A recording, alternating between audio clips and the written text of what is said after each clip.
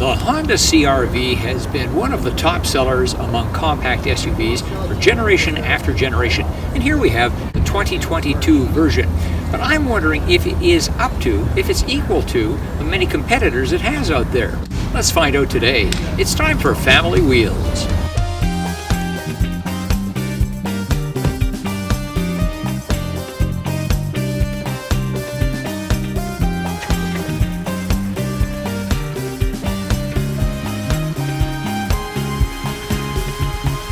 As we get rolling, a reminder to fasten your seatbelt and give Family Wheels a like. It helps spread the word. And when you're logged in, go ahead and subscribe. And if you're subscribed, click the little bell to be notified of the next review. If you own a CR-V, are shopping for one, or just feel moved to speak, leave a comment. Thanks.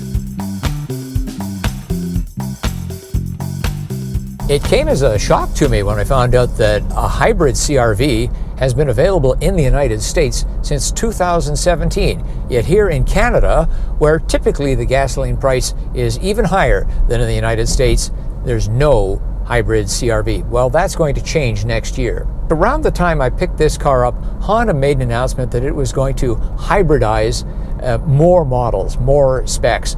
And that included a big investment in its Ontario plant, which builds the Civic sedan as well as the non-hybrid CR-V, to produce a hybrid CR-V. That's a big deal now with gasoline at the eye-watering price that it is.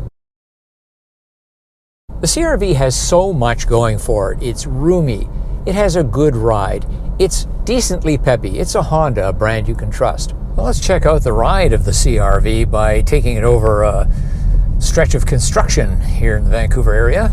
Oh, that's not bad at all. As for the brakes, they have good feel to them. They are neither grabby nor mushy. All models, from the least expensive to the most expensive, have the same engine, 190 horsepower and 4 cylinders, 179 pound-feet of torque, and a continuously variable transmission. So really, it is peppy enough for most people's requirements, and for light towing as well. The handling is good. I'm actually a little surprised by it. Now, at this spec, the top spec, we do have larger wheels and tires, so that always helps out with the handling, but give Honda credit in the suspension design department. Also, we have all-wheel drive on almost all the trims of the CR-V, and that certainly helps out the way it steers, the way it feels when you're going around corners.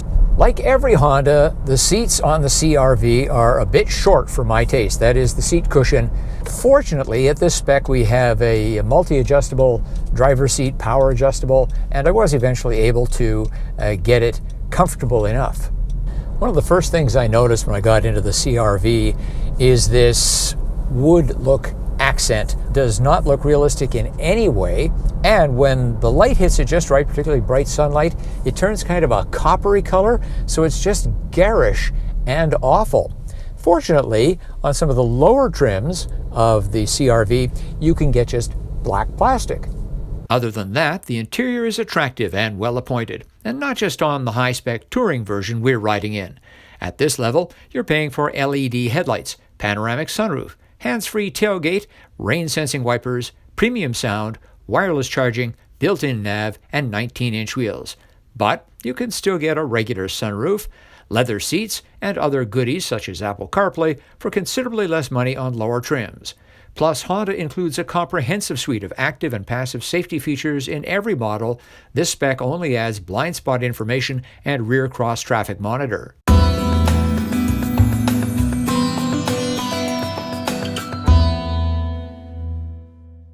Our typical cargo of 3 bags of groceries, a backpack, and a stroller all fits neatly in the back of the CR-V.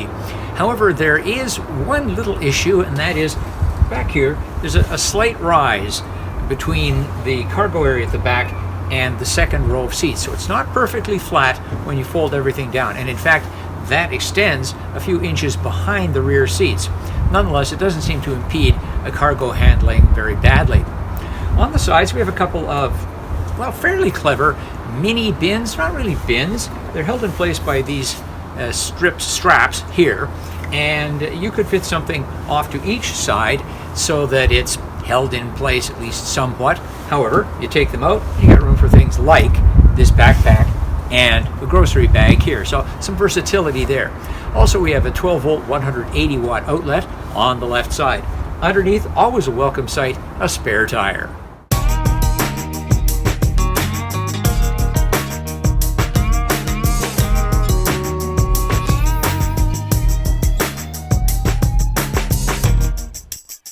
Hat tip to Honda, the CR-V has passed our child seat test with flying colors. Behind me, a rear-facing child seat, the one that takes up the most space. I'm 5 feet 11 inches tall, 180 centimeters, and up front in the passenger seat, look at all the room I've got between my knees and the glove box door.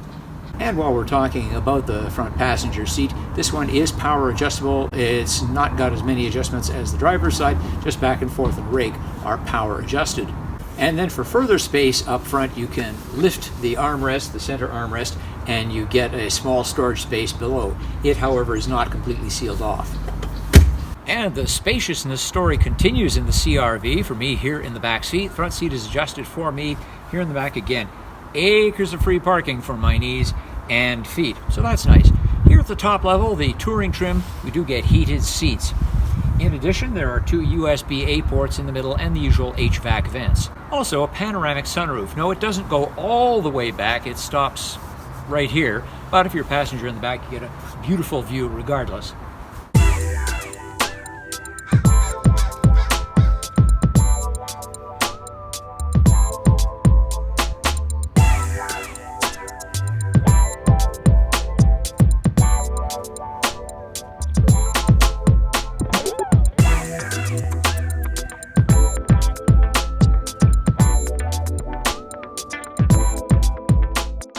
This is the end of this version. For 2023, a completely new one is coming. And the spy photos are out there on the internet. It's pretty nice. Got a little more upright, chunky front end, and of course a lot of other changes to come that we haven't been told about. There are people who wait until the end, and the new ones have come out, and they buy the previous generation or the outgoing generation at a discount. On the other hand, you have people who really want to get the latest and the greatest, get the new technology. They're going to wait for the 23 CR-V.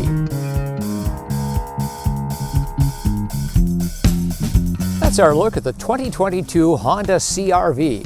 What'd you think?